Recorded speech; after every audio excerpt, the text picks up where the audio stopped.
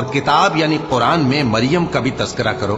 جب وہ اپنے لوگوں سے الگ ہو کر مکان کے مشرقی حصے میں چلی گئیں، پھر انہوں نے ان کی طرف سے پردہ کر لیا، تو ہم نے ان کی طرف اپنا فرشتہ بھیجا، سو وہ ان کے سامنے ایک خوبصورت مرد کی صورت میں آیا۔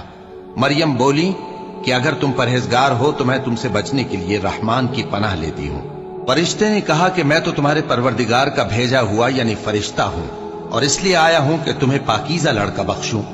مریم نے کہا کہ میرے ہاں لڑکا کیوں کر ہوگا، جبکہ مجھے کسی مرد نے بطور شوہر چھوا تک نہیں، اور میں بدکار بھی نہیں ہوں۔ فرشتے نے کہا کہ یوں ہی ہوگا، تمہارے پروردگار نے فرمایا کہ یہ مجھے آسان ہے، اور میں اسے اسی طریق پر پیدا کروں گا تاکہ اس کو ہم لوگوں کے لیے اپنی طرف سے نشانی اور ذریعہ رحمت بنائیں، اور یہ کام مقرر ہو چکا ہے۔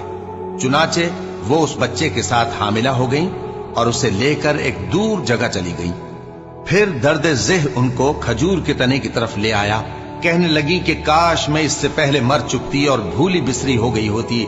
تب ان کے ٹیلے کے نیچے کی جانب سے فرشتے نے ان کو آواز دی کہ غمناک نہ ہو، تمہارے پروردگار نے تمہارے نیچے ایک چشمہ پیدا کر دیا ہے، اور کھجور کے تنے کو پکڑ کر اپنی طرف ہلاؤ، وہ تم پر تازہ عمدہ کھجوریں گرائے گا، تو کھاؤ اور پیو اور آنکھیں ٹھنڈی کرو۔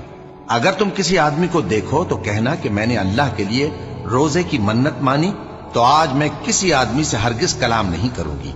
پھر وہ اس بچے کو اٹھا کر اپنی برادری والوں کے پاس لے آئیں۔ وہ کہنے لگے کہ مریم یہ تو نے برا کام کیا۔ اے ہارون کی بہن، نہ تو تیرا باپ ہی برا آدمی تھا اور نہ تیری ماں ہی بدکار تھی۔ تو مریم نے اس بچے کی طرف اشارہ کیا۔ وہ بولے کہ ہم اس سے کہ گود کا بچہ ہے کیسے بات کریں؟